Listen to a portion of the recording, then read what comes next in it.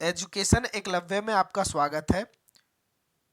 आज हम पढ़ेंगे 1857 का विद्रोह यानी बीए ऑनर्स पॉलिटिकल साइंस का ये छठा अध्याय है। भारत में उपनिवेशवाद और राष्ट्रवाद बुक का, ठीक है, आपका जो पेपर है colonialism and nationalism in India का, भारत में राष्ट्रवाद और उपनिवेशवाद, उसका अध्याय 6 पढ़ेंगे। आपको एक नोट बात बताना चाहता हूं मैं उन्हीं चैप्टरों का क्वेश्चन मतलब डालूंगा जो एग्जाम में आएंगे, मैं और बाकी नहीं पढ़ाऊंगा, ठीक है। इसमें टोटल 4 से 5 क्वेश्चन बनते हैं, 4 क्वेश्चन बनते हैं, आप मान के चलें, ठीक है। एक दूसरे से रिलेटेड है। वीडियो देखें देखें पूर्ण रूप से सही वीडियो देखेंगे तो आपको पूरा समझ आ जाएगा। 1857 का विद्रोह, जिसे सिपाही विद्रोह, सैनिक विद्रोह, ये 12th में आपने पढ़ा है। 1857 का विद्रोह, वो भी पॉलिटिकल या हिस्ट्री में है ये, ठीक है, क्लास 12th में। 1800 सॉरी, ये है हिस्ट्री में है, हिस्ट्री में है क्लास 12th के। 1857 का विद्रोह, उसको हम बड़े पैमाने पे देखेंगे, ठीक है। आगे हम पहले आप देख लीजिए, परिचय देख लो, इंट्रोडक्शन आप कैसे लिखोगे। 1857 का विद्रोह 10 मई 1857 को उत्तर प्रदेश के मेरठ में ब्रिटिश ईस्ट इंडिया कंपनी की सेवा की सिपाहियों में विद्रोह के रूप में शुरुआत हुई। यानी अब हम वो पढ़ेंगे। पहले हमने कई चैप्टरों में ये देखा है कि ब्रिटिश ईस्ट इंडिया कंपनी हमारे ऊपर कैसे वर्चस्व रही। ये वो विद्रोह है 1857 का जिसका प्रभाव ब्रिटिश इंडिया कंपनी को भारत छोड़ने पे मजबूर किया है, ठीक है। 1857 का विद्रोह 10 मई 1857 को उत्तर प्रदेश के मेरठ में ब्रिटिश ईस्ट इंडिया कंपनी की सेवा की सिपाहियों में विद्रोह के कारण हुई। यह राष्ट्रव्यापी रूप से अन्य विद्रोह और नागरिक विद्रोह में फूट पड़ा, लेकिन यह मुख्य रूप से उत्तरी और मध्य भारत तक ही सीमित था। यानी एक छोटे पैमाने पे विद्रोह था। इसकी मुख्य लड़ाई क्या थी? इसकी मुख्य लड़ाई उत्तर प्रदेश, बिहार, मध्य प्रदेश और दिल्ली क्षेत्र के शहरों में लड़ी गई। यह विद्रोह लगभग सफल हो गया था और इसमें अंग्रेज इतना भयभीत हुए कि उन्होंने ईस्ट इंडिया कंपनी के शासनकाल को समाप्त करने और लंदन से प्रत्येक शासन प्रारंभ करने का फैसला किया। यानी भारत से वो चाहते थे कि शासन खत्म कर दिया जाए और इसी शासन को लंदन से चलाया जाए। 1857 के विद्रोह को बगावत, सिपाही विद्रोह या सेना विद्रोह, बगावत या भारत का प्रथम स्वतंत्रता संग्राम या महान विद्रोह या भारतीय विद्रोह के रूप में भी संदर्भित किया जाता है, लेकिन सामान्य से 1857 के विद्रोह की याद किया जाता है, ठीक है। ये इंट्रोडक्शन है आपका। 1800 विद्रोह के प्रमुख कारण क्या रहे हैं, ठीक है, क्या वजह रही है, क्या कारण रहे 1857 के विद्रोह के, उसके तत्कालीन कारण क्या रहे 1857 के विद्रोह का। 1857 के विद्रोह का तत्कालीन कारण था एनफील्ड राइफल पेश की गई थी, ठीक है, एनफील्ड राइफल थी। इसमें सैनिकों का आक्रोश था क्योंकि इस राइफल में क्या होता था, पहले बुलेट भरी जाती थी जो दांत से, मुंह से छील के भरी जाती थी। तो उसमें क्या हुआ ना, गाय की चर्बी का प्रयोग किया जाता था, ऐसी अफवाह डाली गई, या बात सत्य थी, ठीक है। जिससे क्या हुआ, हिंदू जो घर मतलब सैनिक थे वो उस चीज में भड़क गए कि अंग्रेज हमारे धर्म के खिलाफ जा रहे हैं, इसलिए ये विद्रोह माना गया था, हुआ था, ठीक है। ये आपका तत्कालीन कारण है। इसमें पहले सैनिकों को अपनी राइफल के साथ गन पाउडर और गोलियों को लेकर चलना पड़ता था, जैसे कि एक अफवाह थी कि कारतूस सुअर और गाय की चर्बी से सना हुआ होता था। यानी सुअर की जो चर्बी है मुसलमानों में नहीं होता है, और गाय की जो चर्बी है वो हिंदू लोगों में बहुत वो किया जाता है, ठीक है। तो ये धार्मिक ऐसा कारण था जिसकी वजह से, धार्मिक तत्कालीन कारण था जिसकी वजह से ये विद्रोह भड़का, ठीक है।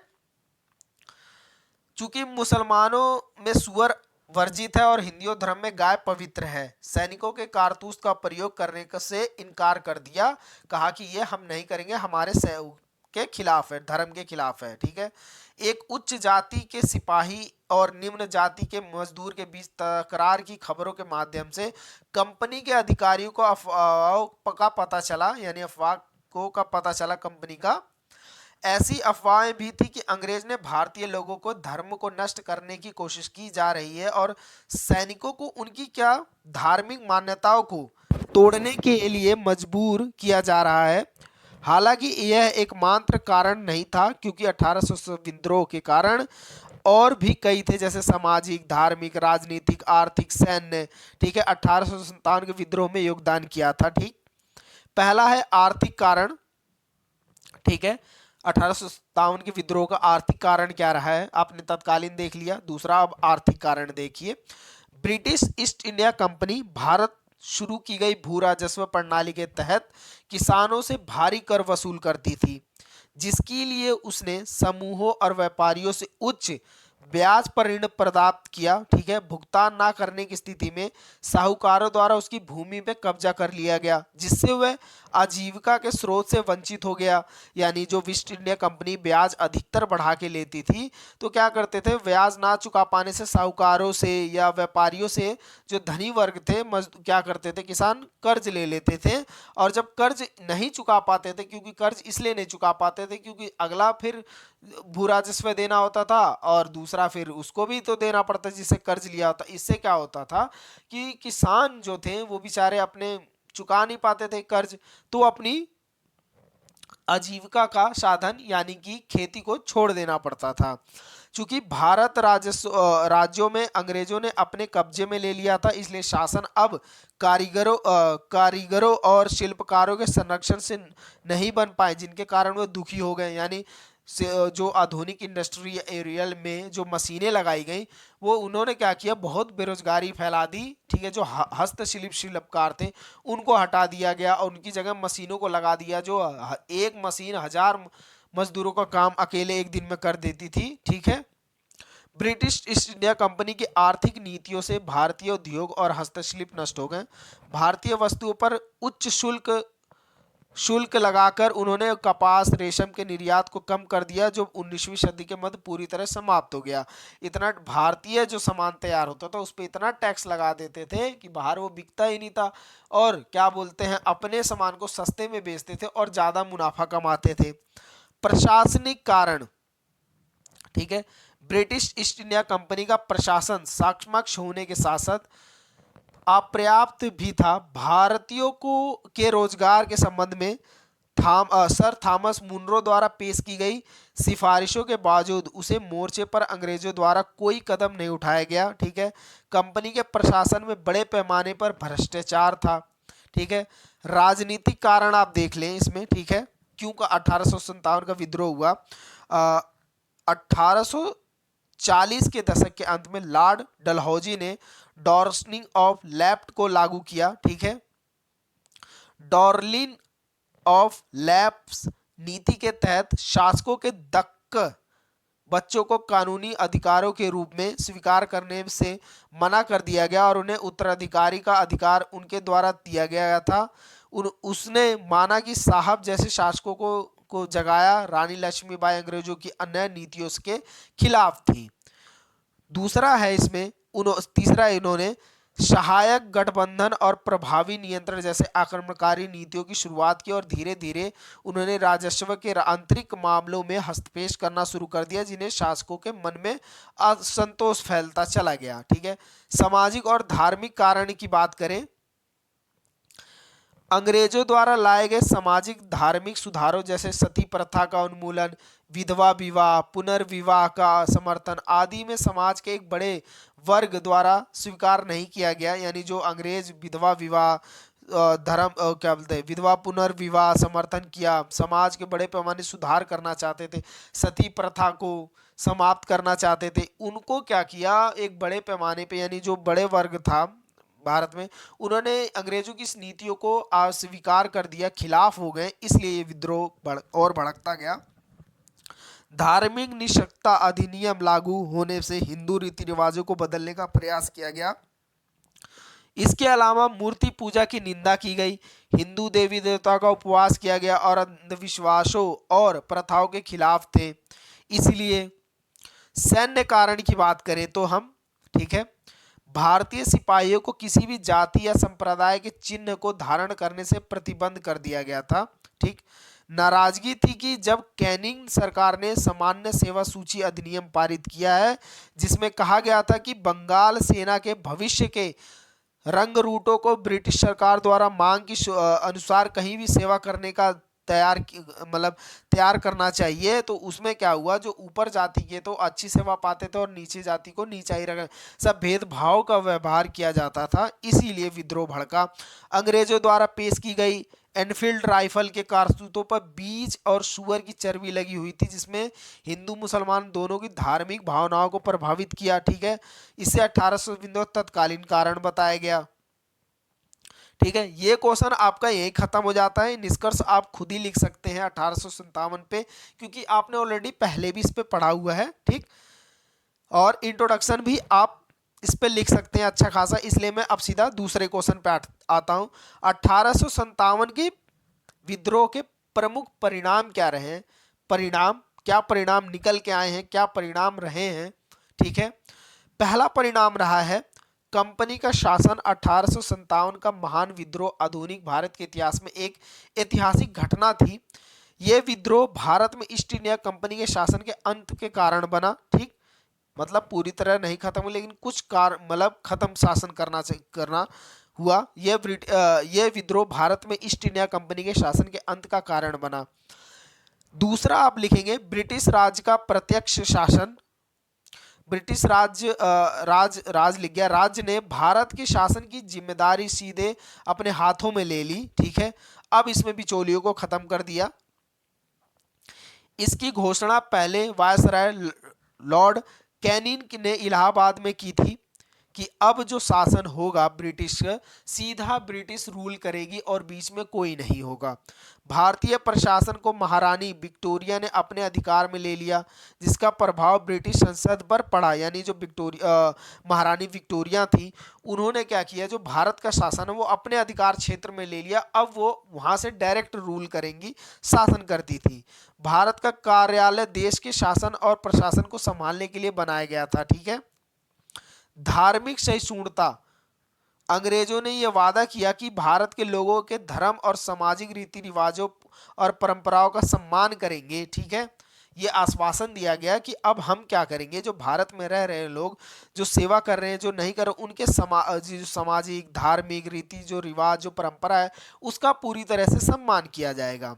प्रशासनिक परिवर्तन में क्या आया कि भारत के जो गवर्नर जनरल के पद को वायसराय के पद से हस्तांतरित कर दिया गया। ठीक है, यानी जो भारत के गवर्नर जनरल के पद था उसको वायसराय के पद में हस्तांतरित किया, यानी बदल दिया गया। भारतीय शासकों के अधिकारों को मान्यता दी गई। जो भारत में राजा रजवाए थे उनके अधिकारों को मान्यता दी गई। शासकों के व्यक्तिगत सिद्धांत को समाप्त कर दिया गया। अपनी रियासतों का दत्तक पुत्रों को सौंपने की छूट दे दी गई, यानी दर पीढ़ी को सौंप सकती थी। ठीक है, सैन्य पुनर्गठन, सेना में भर्ती सिपाहियों का अनुपात कम करने और यूरोपीय सिपाहियों की संख्या बढ़ाने का निर्णय लिया गया, लेकिन सशस्त्र विद्रोह शासन के हाथों में रहा। बंगाल की सेना के प्रमुख समाप्त के लिए ये योजना बनाई गई थी पूरी तरह।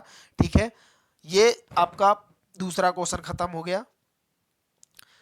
निष्कर्ष में आप लिखेंगे 1857 का विद्रोह भारत के इतिहास में एक महत्वपूर्ण मोड़ था। हालांकि इसे दबा दिया गया, लेकिन इसमें हमारे देश के राष्ट्रीय नेताओं अंग्रेजों को हमसे दूर धकेलने का एक रास्ता दे दिया। मंगल पांडे और बहादुर शाह जफर जैसे कई नेताओं ने विद्रोह में अपनी जान गंवाई। विद्रोह के बाद अंग्रेजों को अपनी नीतियों में संशोधन करने पर विचार करना पड़ा, क्योंकि उन्हें भारतीय सैनिकों और अन्य लोगों की वफादारी पर संदेह होने लगा। ठीक, सेना को पुनर्गठित किया गया, भारत सरकार को एक नई संरचना दी गई और रियासतों का विलय छोड़ दिया गया, अब इकट्ठी नहीं की जाएगी। उसके बाद आता है ये तीसरा क्वेश्चन, 1857 के विद्रोह के सफलता और असफलता के कारण। ठीक है, इसमें अधिकतर ये शॉर्ट नोट्स में आता है। ठीक, 1857 के विद्रोह के सफलता के क्या कारण रहे हैं, ठीक है, या असफलता के क्या कारण रहे हैं। ठीक है, असफलता के कारण में सीमित प्रभाव, हालांकि विद्रोह काफी, ये आता है शॉर्ट नोट्स में। ठीक है, विद्रोह काफी व्यापक था, लेकिन देश का एक बड़ा हिस्सा इसमें आप प्रभावित नहीं था, यानी पूरा देश ये नहीं लड़ रहा था। ये विद्रोह नहीं लड़ रहा था, कुछ ही क्षेत्रों में ही था, मेरठ में, उत्तर प्रदेश में, ठीक है ना, आसपास के इलाकों में ही था, काफी दूर तक नहीं था। विद्रोह मुख्य रूप से दोआब क्षेत्र तक ही सीमित था, जैसे सिंध, राजपूताना, कश्मीरी और पंजाब के अधिकांश भाग में ही, सिर्फ इन्हीं भागों में ही था विद्रोह। बड़ी रियासतें हैदराबाद, मैसूर, त्रवणकोण और कश्मीर तथा राजपूताना के लोग भी विद्रोह में शामिल नहीं हुए थे, इसलिए विफल हो गया। दक्षिण प्रांतों ने भी इसमें भाग नहीं लिया, इसलिए विफल हो गया। प्रभावी नेतृत्व नहीं था, यानी कोई नेता ऐसा नहीं था जो इस विद्रोह को आगे तक बढ़ाए, ठीक है ना। विद्रोहियों में एक प्रभावी नेता का अभाव था। प्रभावी नेता वो होता है जो उस आंदोलन को आगे बढ़ा रहा होता है, ठीक है। एक सेना का कमांडर है, आप समझ सकते हैं। अगर कमांडर ही नहीं रहेगा तो सेना क्या करेगी, उसी तरह इसमें नेता नहीं था, तो ये विद्रोह कम ही चला।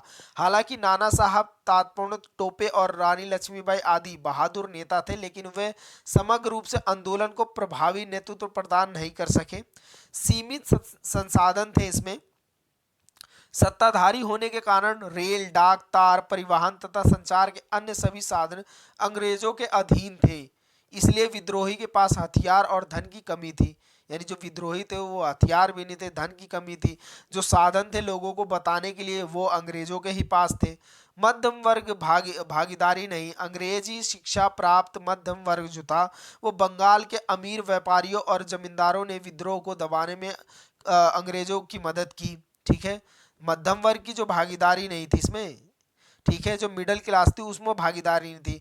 अंग्रेजी जो शिक्षा प्राप्त मध्यम वर्ग था वो बंगाल और अमीरी व्यापारियों और जमींदारों ने विद्रोह को दबाने की मदद कर दी उसे। देश भर में भारतीय सैनिक भी विद्रोह के एकजुट नहीं थे, यानी जो पूरा देश था अपना भारत, वो सैनिक जो विद्रोह था उसमें एकजुट नहीं थे, सब अलग अलग। कई स्थानीय शासकों ने अंग्रेजों के खिलाफ एकजुट होने के बाजे एक दूसरे के साथ लड़ाई लड़नी शुरू कर दी। कई विद्रोह सिपाही रेजिमेंट टूट गए और लड़ाई लड़ने के बजाय घर चले गए, मतलब जिसको मिला वो मारा वरना घर चलो। राजनीतिक, आर्थिक, सांस्कृतिक या जातीय शर्तों पर भारत की कोई एकजुट आवाज नहीं थी और कोई क्षेत्र से भी जुड़े नहीं थे, यानी एकता नहीं थी, प्रमाणिकता नहीं थी और सारे इसलिए खत्म हुआ। विद्रोह धार्मिक, जातीय और क्षेत्रीय मुद्दों पर विभाजित था, यानी धार्मिक, जातीय, क्षेत्रीय मुद्दों पर विभाजित था। ये वीडियो यहीं खत्म होती है। वीडियो देखने के लिए धन्यवाद और प्लीज़ मेरे चैनल को सब्सक्राइब करें, वीडियो लाइक करें और अपने दोस्तों को ज़रूर भेजें, ठीक है। एजुकेशन एकलव्य में आपका फिर से स्वागत करेंगे अगली वीडियो में। वीडियो देखने के लिए धन्यवाद।